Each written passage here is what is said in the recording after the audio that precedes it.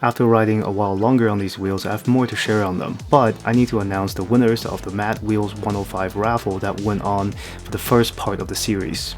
The winner is announced at the end of the video, so skip to that on the timeline if you would like to know who won.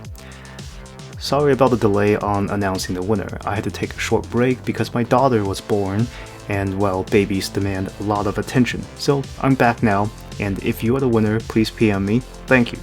After riding these wheels for a while longer now, there are a couple of issues I found with these wheels that I don't like. So let's go over them real quick. First is the low speed rumble and vibration. At lower speeds, say under 10 miles per hour, there is a noticeable rumbling vibration coming from the wheels. They feel like as if your motor belts are misaligned. It is very noticeable.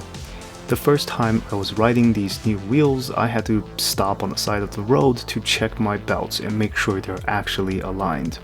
This vibration confused me for a while until other reviewers mentioned the same things, and the cause of it is mostly due to the hollow hose inside the wheels that's causing the vibrations. There is also a slight humming noise coming from the wheels at lower speeds, produced by this vibration. The humming noise is not very noticeable, but the vibration is very apparent at lower speeds. All of these are non-issues and do not affect the performance at higher speeds of more than 10 miles per hour. In fact, the performance is butter smooth at medium to high speeds. I'm still surprised by just how smooth these wheels are at higher speeds.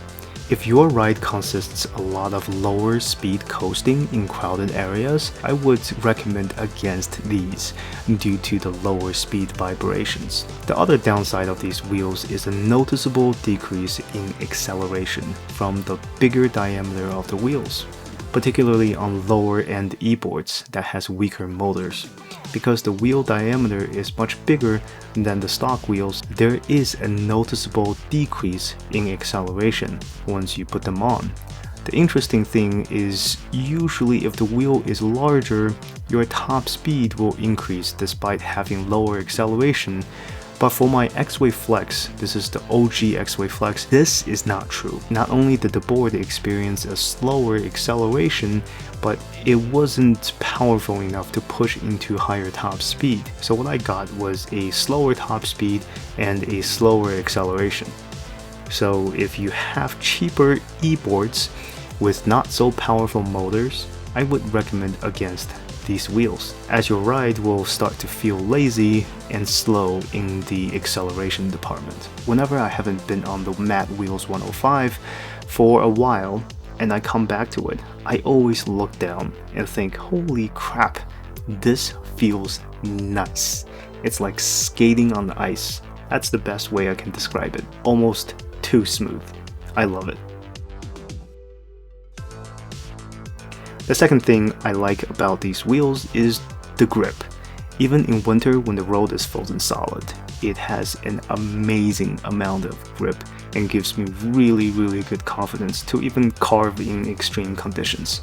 However, I would caution against riding in temperatures below freezing, as the wheels rely on paved grounds for friction.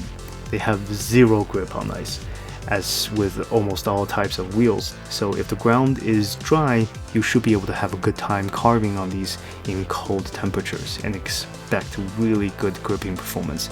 But if there's ice out there and it's below zero or below 32 degrees Fahrenheit, I would recommend that you don't use these wheels. That just a tiny slip can, cause you to fall off the board. The third thing that I like is the surface contact patch is surprisingly uniform throughout the entire wheel. As you can see, every time I ride over water, the entire width of the wheel becomes dry at the same time, indicating all surface areas are contacting the ground evenly, thereby maximizing your grip performance. So for $130, these wheels are amazing. They're durable and they last longer than pneumatics. I put about 200 miles on these on flat paved surfaces, and they still look like they would have a long life ahead of them. These wheels offer noticeable performance improvements in terms of grip and vibration dampening at higher speeds, but they do produce vibration themselves at lower speeds. And how the last thing is that these wheels just look so sleek and nice as an icing on top. If you can look past the small disadvantages of these wheels I mentioned earlier, and then I would wholeheartedly recommend them to you. These wheels are sent to me by Verreal, but they're seeing this review at the same time as you. I do not provide a preview copy or allow them to choose my words. This is my policy with any review units so that I can ensure the quality of my videos meet a high bar and the integrity of my channel is maintained so that it doesn't become a sponsor fest. With this, all I ask is for your thumbs up or thumbs down as long as you interact with it, and subscribe if you haven't already. This helps my channel grow and keeps the channel going. Thank you, and see you next time. Hello there, I'm just announcing a winner for the Matte Wheels 105s.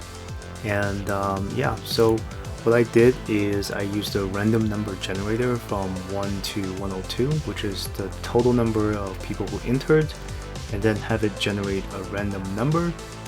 And this is the number that it generated. And yep, and you are the winner.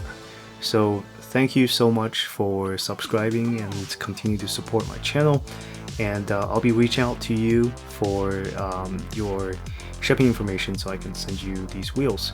And thank you again for your support. So thanks everyone again for your support.